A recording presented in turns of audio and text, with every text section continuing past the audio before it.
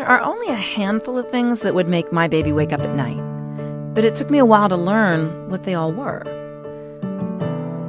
Once I knew the challenges, it was easier to avoid them and keep us sleeping through the night. My doctor told me sleep was very important to the development of my baby's brain and his little body, so I wanted to help him get as much sleep as he could. Here were our top 5 sleep interruptions and what we did about them.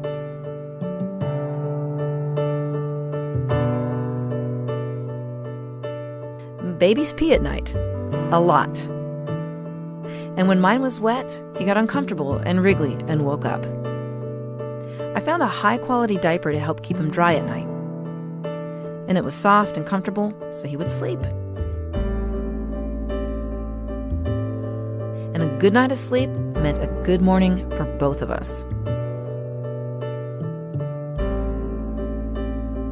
For those first couple months, my baby ate every few hours, around the clock. I learned pretty quickly that I didn't want him to need to eat to go back to sleep.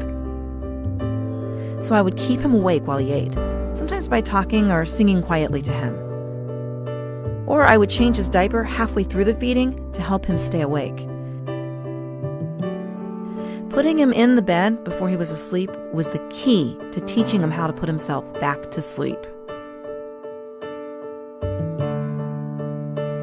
My baby seemed to have a window of time for putting him down, and if I missed it, then he got overtired and I'd have a hard time getting him down at all. It took me a while, but eventually I learned all the sleepy signals, things like rubbing his eyes, fussiness, or laying his head down. When I saw any of these, I'd get him to bed as soon as I could.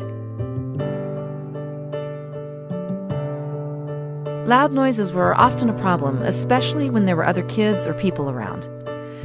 Though we also found the silence was a problem. So as much as possible, I tried to have some kind of background noise when he went to bed, often some lullaby music. No matter what, babies do wake up at night. But we wanted our son to learn to put himself back to sleep. We tried our best not to run in every time he whimpered, because our noise and energy would often be the thing that woke him up.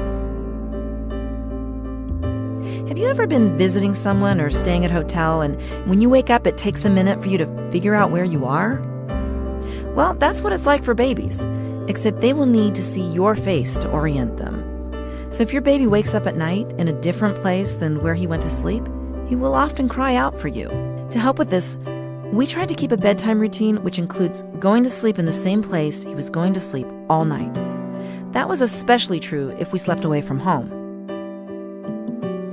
Well, those were our 5, but every baby's different.